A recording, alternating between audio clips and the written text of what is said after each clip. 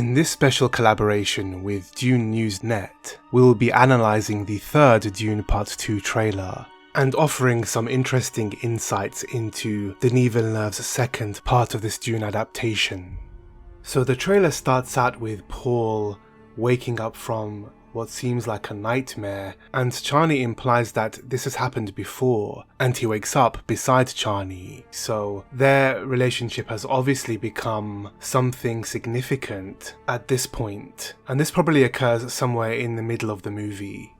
We see more scenes of the Water of Life bottle, which contains the poisonous liquid, a bile, which comes from a drowned sandworm. In order for this water to become safe to drink by most people, it has to be changed by Jessica in the Water of Life ritual, which hopefully will be a very cinematic sequence in the Dune Part 2 film. And the way that Jessica will change the Water of Life is that she's supposed to change it internally through her Bene Gesserit training by being able to convert chemicals and liquids inside of her into different substances. She can literally change the chemistry of anything within her, as per her Bene Gesserit training. We see a scene of the Sardaukar almost making a last stand with incredibly long swords, or broadswords. And these are different swords to what we are used to seeing them using in Dune Part 1, where their swords were almost samurai-like. We see Princess Irulan on what seems to be Kaitainn, home of Emperor Shaddam IV, and she seems to be surprised at reading the royal edict, perhaps a decree she doesn't agree with, and this perhaps hints at the differing nature she will have with her father the Emperor. Some fans have noted that this costume that Princess Irulan wears is reminiscent of a character we have not yet seen in the Dune movies, someone who appears in the later books and undergoes a body metamorphosis. The way that Princess Irulan's head is almost consumed by her headpiece is where fans draw similarities, which appears in the book God Emperor of Dune. This leads some fans to believe that perhaps Denis Villeneuve will not be able to make it to that book in terms of movie adaptations, so he's including this symbolism now in Dune Part 2 while he has the ability to adapt Dune into a film. We see the temporary lodgings of the Sardaukar soldiers being attacked, and perhaps this is where they are taking their last stand. We see Chani firing a projectile missile towards a Harkonnen ornithopter to destroy it. Originally I thought they might be using a projectile net, which would encompass the wings of the ornithopter, trap it and cause it to explode in on itself, but now we definitely see that it is a projectile missile. And this is probably a razzia raid, which is the Fremen guerrilla fighting to disrupt Harkonnen's spice mining. And we can see that Paul Atreides' eyes are not blue within blue yet, so this is early on in their campaign. And we can see ornithopters being attacked in Arrakeen, and these are probably Paul Atreides and the Fremen conducting more razzia raids. And we can see in this scene that Paul Atreides seems to be surrounded by fire and explosions in those razzia raids. And again here he doesn't have the blue within blue eyes yet, so this occurs early on in his time with the Fremen. In the trailer, Chani says, "Here we are equal, what we do for the benefit of all." And this hints at the Fremen code of conduct, which is the survival of the fittest, and perhaps equality through survival. But I'm not quite sure how Denis Villeneuve is going to pull this off because it's quite harsh and extreme in certain circumstances. So perhaps Denis is going for a more subtle, more digestible version of Fremen customs and culture, perhaps to appeal to a more mass cinematic audience. We see Lady Jessica in her full Reverend Mother attire, and this costume was revealed in the Dune teaser trailer, which showed her face uncovered. In subsequent trailers, we only saw Lady Jessica in this costume with her face veiled. We get a better look at the Fremen Atreides collaborative flag in much more detail, and this seems to be Stilgar and the Fremen preparing to ride the giant sandworms in the final battle. Stilgar seems to be holding maker hooks here. Here Emperor Shaddam IV is speaking to a shadowy figure, and he orders this person to send assassins. and it is most likely the Reverend Mother Gaius Helen Mohayim, or it could be Lea Seydoux' character, Lady Margot Fenring.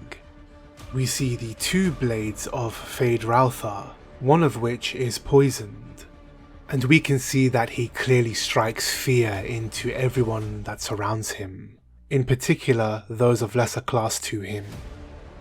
And this servant seems to have applied a black liquid onto Feyd-Rautha's body, a similar medicinal liquid that we saw in Dune Part 1, which the Baron Vladimir Harkonnen bathes in. Unfortunately, this seems to be the last act she will ever do of servitude to Feyd-Rautha. We get to see the triangular arena, which is straight from the book, so this design is book accurate. We see scenes of a sea, which is likely Caladan, and Paul Atreides overlooking the ocean. This could be real, or it could be a vision that Paul has. And then we get to see a classic recreation of John Schoenherr's artwork of the Fremen upon sandworms taking back Arrakis. And this is something Dune fans have waited to see for a very long time. We see a ceremonial hall on Gadi Prime, with its Giga-esque design, with their weird hand gestures, and Feyd-Rautha in ceremonial garb. Feyd is wearing similar garb to what Rabban was wearing when he was given control of Arrakis by the Baron Vladimir Harkonnen, scenes we saw in the previous trailers. What some have described as a giant Pokeball, this is the Emperor's ship descending into the Arrakis atmosphere. The trailer implies that the Reverend Mother Gaius Helen Mohayim is speaking to Princess Irulan about the power that Paul Atreides will wield, and she implies that it is the ultimate power, which is probably the Kwisatz Haderach, that she was referring to in a conversation with Lady Jessica in Dune Part 1. We also see scenes of Josh Brolin's character, Gurney Halleck, conducting raids on Harkonnen spice miners in order to steal their spice and smuggle it off-world. His eye colour also hasn't changed, which means that he isn't consuming a typical diet laced with spice, but perhaps he's eating off-world food. We see boulders falling into pools of water, and these are probably the caches that the Fremen have been keeping of water in secret, as part of Liet's plan to terraform the planet of Arrakis into a lush, green planet. But these falling boulders imply that this is from a missile attack that occurs by the Harkonnen, which destroys this Fremen area. We then see a scene of Paul Atreides using the voice upon the Reverend Mother Gaius Helen Mohayim, and it's a powerful scene that proves how powerful Paul has become. And we see in her a face that underestimated Paul's abilities to use the Bene Gesserit techniques of the voice. The giant rocks hurtling through the sky are as a result of the atomics that Paul set off to destroy the shield wall and allow passage of the Fremen riding the sandworms. We then get a line that was delivered in a previous trailer of Chani saying, "This prophecy is how they enslave us." And this seems to be a reoccurring theme which the Dune Part 2 movie wishes to promote.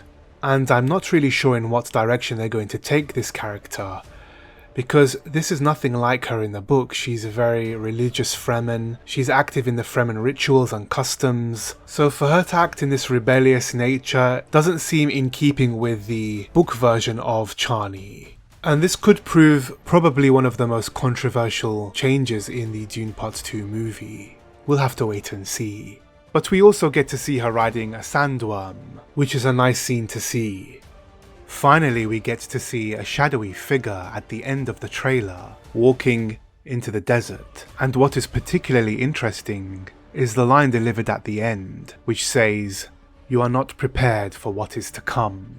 And it feels reminiscent to the line at the end of Dune Part 1, delivered by Zendaya's character Chani, which was, "This is only the beginning." And this scene could imply the continuation of the story into Dune Messiah, which would be the third film adapted by Denis Villeneuve, and we know a script is already being written for Dune Messiah. The line in the trailer could be delivered by Lady Jessica, but it could be another character. Leave your suggestions in the comments below. In any case, the new Dune trailers promise an exciting second part of the Dune story to complete the adaptation of the Dune book. Thank you for watching. If you liked this video, please don't forget to like, share and subscribe to Dune News Net for the latest Dune news, reactions and more. For news, reviews and podcasts, visit dunenewsnet.com and add @DuneNewsNet to your social feeds.